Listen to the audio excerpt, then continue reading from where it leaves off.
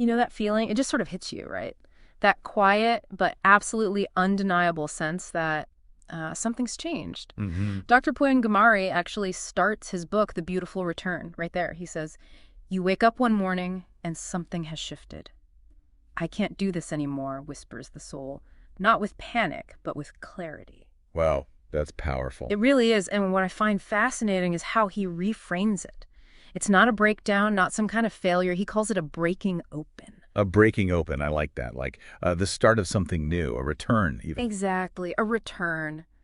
Think about a time you felt that inner whisper. What did that feel like for you? Yeah, it's a really potent way to look at it. It takes the pressure off, doesn't it? That feeling that you're somehow broken. Right. And what Dr. Gamari offers in the book excerpts you shared feels like, well, like a guide through that shift. It's less about fixing a problem, more about understanding this evolution happening inside.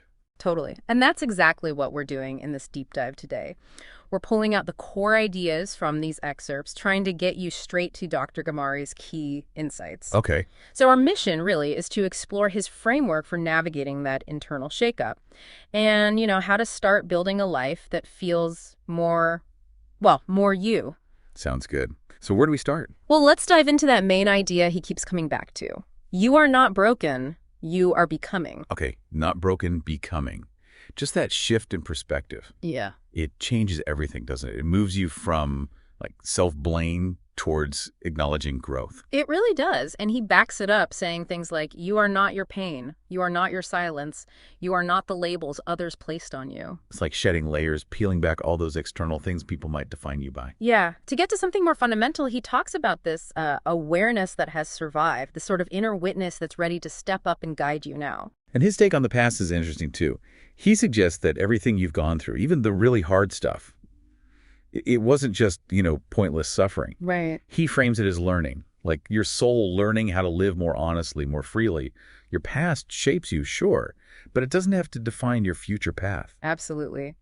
And to help with this return, he gives us these 5 pillars of inner sovereignty. They feel like really solid foundations. Pillars, okay. What are they? First one is simple but profound.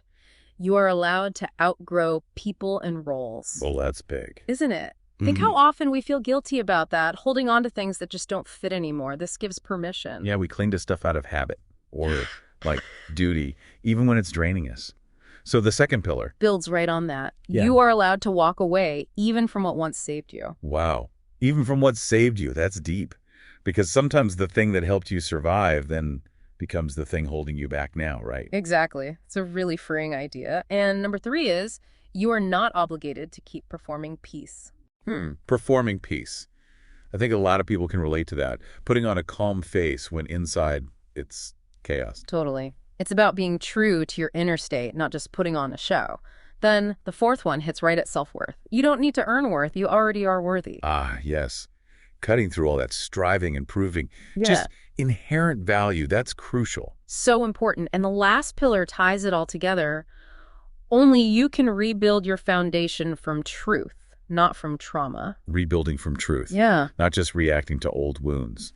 Okay, so those are the foundations. What about the practical side? Right. So from these pillars, he moves into concrete tools. He calls them reconnection practices, things you can actually weave into your daily or weekly life. Okay, like habits. Yeah, small intentional actions like the mirror invocation, just 2 minutes a day, really seeing yourself in the mirror, rebuilding that connection. 2 minutes. That sounds doable. Just actively looking, not just glancing. Exactly. Then there's the truth download, 5 minutes of journaling, specifically to uncover maybe suppressed emotions, just letting it out without judgment. Journaling can be surprisingly powerful for that kind of clarity. Definitely. And for the physical side of stress, he suggests somatic clearing. It sounds fancy, but it's just the 4-7-8 breath and a quick 30-second shake 3 times a day. Okay, breath and movement. A little nervous system reset. I like that. It connects the mind and body. Right. And then weekly, there's the boundary ledger. This one feels really practical. Boundary ledger. What's that involve? Basically, you track where your energy is going, identify the leaks, those interactions or situations that drain you, and then consciously set new rules, new boundaries. Oh, like an energy audit. That's smart. Taking stock of your resources. Exactly. And to bring back some simple pleasure, he suggests a daily microjoy ritual. Microjoy. Yeah, just one small thing you do purely for yourself. No agenda, just joy. What's one tiny thing that brings you joy? That's a good question. Maybe just stepping outside for fresh air for a minute. It's about reclaiming those little moments, isn't it? Totally. And finally, silent time. 15 minutes a week. No devices, no input. Just being present with yourself. Anchoring. 15 minutes a week of quiet. That sounds both simple and incredibly hard in today's world. Right. But probably really necessary. And beyond these practices, he offers these essential questions to ask yourself. Journal prompts, basically, for deeper reflection. Okay, like what? Well, one that jumped out was, what am I pretending not to feel? So direct. Oof. Yeah, that cuts right through the avoidance, doesn't it? Totally. Or, who am I becoming when I abandon myself to please others? That really makes you think about the cost of people-pleasing. That's a heavy one. It forces you to look at the trade-off. And this one. What would I create if I no longer feared judgment? Talk about unlocking potential. Wow. Yeah, that taps right into the fear that holds so many of us back. These questions really push you, huh? They do. They're meant to spark that inner digging, which leads us nicely into boundaries. He calls them the architecture of peace. The architecture of peace. I like that metaphor, like the structure holding up your inner calm. Exactly. And he's clear. It's not about pushing people away. It's self-respect in action, like saying, I love you, but I can't be your everything, or I need to feel safe. Defining your needs. Yeah, articulating what's okay and what's not. That takes courage sometimes. It does. And he contrasts love with boundaries, which is about mutuality versus love without boundaries, which often ends up being unsustainable sacrifice. Sacrifice versus mutuality. That's a really helpful distinction. Leads to resentment, often, that sacrifice. For sure. He even gives a formula. Boundary, self-love plus clarity plus consistency. Self-love plus clarity plus consistency. Simple, but powerful. Okay, that makes sense. And speaking of inner states, he tackles something really nuanced. The difference between peace and numbness. Yeah. Because sometimes what feels calm isn't actually peace. Right. It might be. Checked out. Resignation. Exactly. Numbness is disconnected, suppressing feelings. True peace, he says, is grounded. It allows emotions but isn't overwhelmed. It comes from acceptance. So how do you tell the difference? Well, he poses this really key question to ask yourself. Is this silence a symptom or a sanctuary? Symptom or sanctuary. Wow. That really makes you examine that quiet feeling, doesn't it? Look beneath the surface. It really does. Which brings us to this idea he calls revolutionary. Redefining where happiness actually comes from. Okay, I'm intrigued. What's the revolutionary idea? He says, point blank, joy is not something you find. It is something you become. Whoa. Okay, let me process that. Not something you find, something you become. Right. It completely flips the usual script of chasing happiness out there through approval, achievements, whatever. So stop outsourcing happiness. Find it. Or rather, become it from within. Exactly.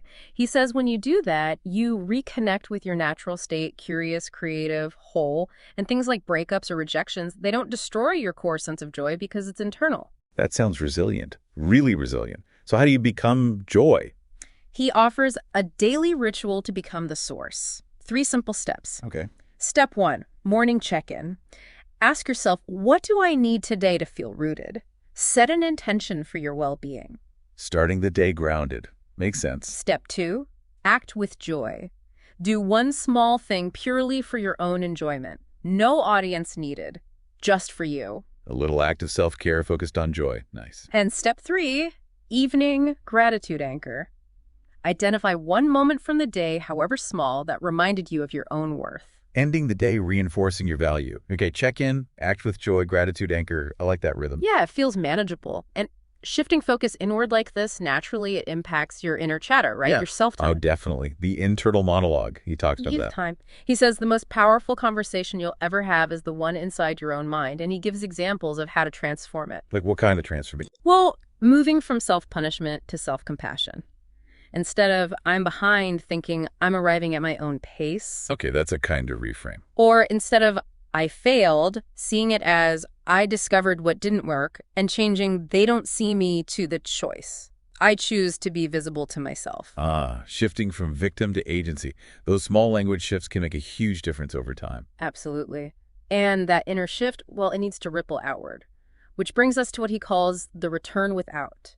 aligning your external world. Return without. Okay, so how does that work? He starts with this really freeing idea: let people be, let yourself be. Let people be.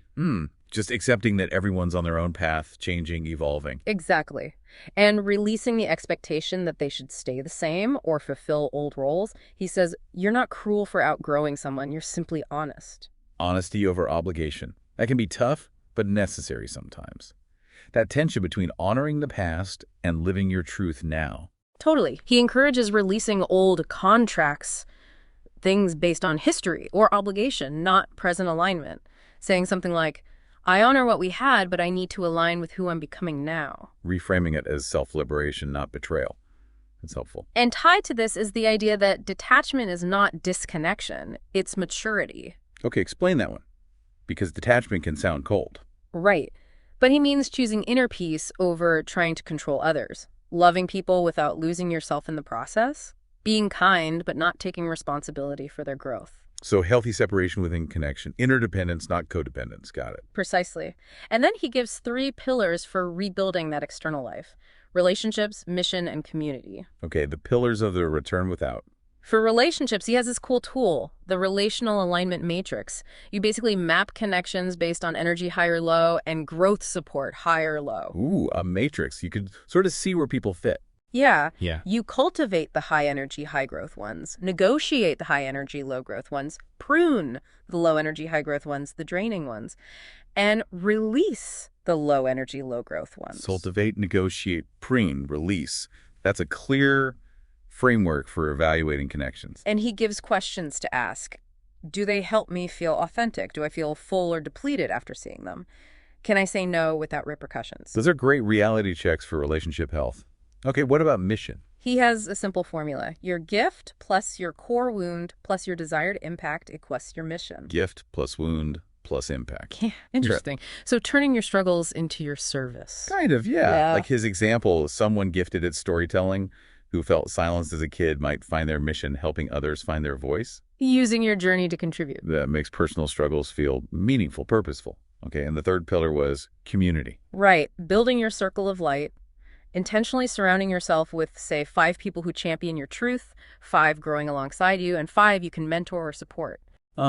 Different kinds of support. Not just surrounding yourself with people who share your old wounds, but people who reflect your values and growth. Exactly. Intentional community building. Yeah.